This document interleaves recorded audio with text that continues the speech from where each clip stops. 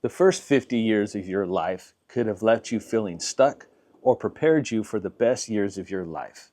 The question is what did the first 50 years teach you? Grab a cup of coffee and join the conversation. Hi, my name is Jay, and this is Coffee and Convo, Life After 50. And today we're really talking about our past and how it shaped us, how it defines us. What can we learn from it? I've had so much past in my life, I feel, and I know a lot of us do. And I'm sure you may be feeling the same way. You might be sitting there with your cup of coffee right now going, man, my past is all over the place. Mine is, I can tell you that much. You know, I often used to think that the trauma that I felt in my past is the reason why I'm stuck today, or the reason I feel like I'm not keeping up with the Joneses today. I just finished a few videos back about trends and how that impacts our life and how we should stop chasing trends. And then I woke up this morning with this idea of talking about the past that separated me from trends that made me feel the way that I feel today. But how that's become good, by the way.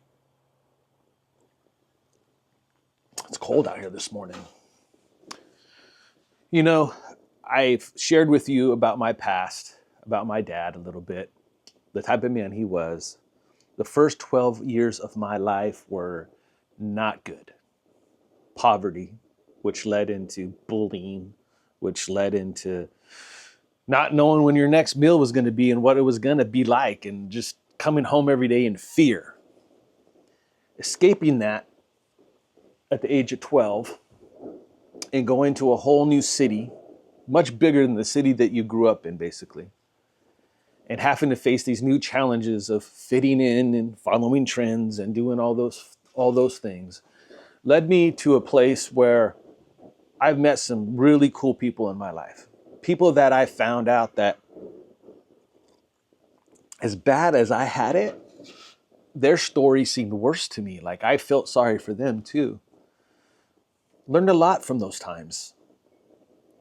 You fast forward till I was 16, just 4 years removed from my rough childhood. I was diagnosed with an eye condition that was going to slowly take away my central vision. And for the past 36 years, I've been processing and dealing with that. And that came along with its own challenges. By the time I hit 49, I was out of shape, depressed, again. It's like, man, I got to fight through this, man. I can't let this dictate me. I've battled my whole life. And I was able to battle through that time. In those last 2 years, I've looked back at everything that I've been through, and I said to myself, oh my gosh, is this what midlife looks like, dude? Is this like, oh my gosh, I'm midlifing. I want to be an old version of myself because it's going to fix all my problems. I realize that today, that's not the case. It's not going to fix my problems. It'll probably cause more. And how did I figure that out? I figured that out through all my past struggles, everything that I've been through in my past. My past has taught me how to handle not only adversity, but how to handle myself personally, my mind, the way I think, the way I let things affect me. My past has taught me to be me. Now, the challenge I'm facing and the things I'm working through today are how am I going to take those life lessons and the things that I'm starting to notice in my past that at the time, yeah, they weren't great, but how can I use that to mold myself into the man I'm going to be as I live out my life? And we've already talked about it here quite a bit. A lot of it is based around relationship and not being alone. And that might not be for you. You might be one of those guys that I see online that they're happy. They want to be alone. They're done with it all. They're done with dealing with trying to maybe fit in or make somebody happy or all that. I have a whole video because there's some stuff that popped up on my YouTube subscription the other night that I was just like, man, that's really a thing. This is really happening. I want to talk about that. And that's marriage and relationships, romantic ones. But for myself personally, I have always found my way through my adversities, through relationships, whether that's been friends, family, mentors, and even romantic relationships, other loved ones. And those things have caused me just as much pain as joy. But I believe that's the process of life. I wouldn't necessarily be where I'm at today with the mindset that I have today if I didn't go through those things that were such a struggle, which is such a hardship, which is such a pain in my rear, if you want to be honest. And there still kind of are. The sin of my father still haunts me, and it shouldn't. It shouldn't. I've been so removed from that. I've been so removed from that. I haven't been on a day-to-day with that man in 40 years, and he's moved on, and I hope he found peace. As far as the visual stuff, yeah, I deal with that on pretty much on a daily basis. But if you were to rewind the clock even 10 years ago, I was a hot mess when it came to the visual stuff. But now I've learned so much because I've taken those things that I've been through and went and got the right help and met some really great people that are in my life today. And now I'm helping others figure that out, even at an earlier age. So again, my past has shaped who I am today. And it's my choice to learn from what the good and the bad, by the way. It doesn't always have to be the bad things that happen in your life that teach you something. Oftentimes, the good things mixed with the bad things is how we figure out life and who we want to be and how we want to be remembered. I did a video about that. If you guys haven't seen that, go back in the archive a little bit and find that one. Like, what is your legacy going to be? I want to be a man of integrity. I want to persevere. I want to endure. I want to be a pillar for somebody else that I could help answer these things. That's kind of why I love these coffee and convos. It gives me an opportunity not to just put an exclamation point on the things that I'm thinking and the things that I'm feeling and the things that I'm seeking and journeying, but to share it with y'all so maybe you can find something in there and it helps you. So I'm talking to a wider base of people here versus just keeping it to myself or the personal people that I meet in person in my life today. Creating community, creating conversation, creating change. And I also have learned, and I've shared that just a second ago, ADD starting to kick in, y'all. I'm getting jumpy and getting a little jumpy.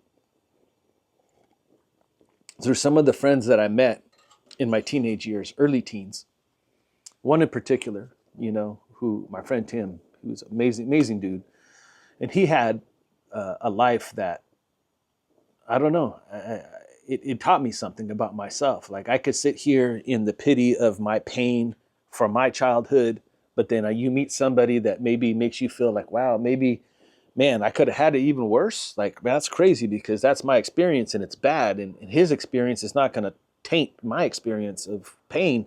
But I think that was him and I's connection. We had an understanding of one another. And I watched him persevere through it, and then I persevered through it. And, it's an amazing thing. So you basically, you learn from other people's pain as well. And you are either there to help them or they help you. Like, it's like hand in hand, right? You're feeling a little low and he's there to grab your hand and pull you up, and vice versa. And, we can learn a lot from relationships and other people's struggles and other people's pains and their accomplishments and their victories. The hardest part for me, and this is what I'm dealing with now, and this is, I guess, the catalyst to the past helping, make your future, is taking all this information and putting it out, laying it out in a way to where I can develop a very clear understanding, a very clear picture of what I want the rest of my life to look at, or look like. Not look at, look like. I look back and I'm like, I really, really want my life to be X, Y, and Z. Does that line up for my life lessons and what I learned? I know what I don't want to be. I don't want to be a trend follower. I don't want to put myself in a box. I don't want to be labeled anything but Jay. I just want to be me. I want to seek happiness in the smaller things that get neglected because we're always felt to chase the bigger thing. I'm all for big things. I'm all for living the dream, man. I'm all for there's something in my life, me personally, that I want to do, whether that's once a year, once every other year, once every 4 years, I want to do that. I want to embrace my past. I want to embrace the things that made me happy when I was younger, when I was a little older, and continue that trend on and keep my sanity and keep my peace and keep my purpose. Make relationships, have fun, but at the same time, not make it such a point of emphasis that I lose who I am in the process. So the question again, I ask you, does your past have you feeling stuck? Or is it an opportunity for you to learn something that helps create the rest of your life to have purpose and meaning? If that's you, please think about using the comment section down below. Let me know what you think. How has your past prepared you for what you're going to be for the rest of your life? Or maybe you have more questions. Maybe you have more questions about how I process that or some of the other things that happened to me in my life, whether it's through childhood abuse or sight loss. I'm here for it. I'm here for it. If you want to join the conversation, aka hit the subscribe button, please do so. My name is Jay. This has been another Coffee and Convo, Life After 50, and I will see you guys on the next video.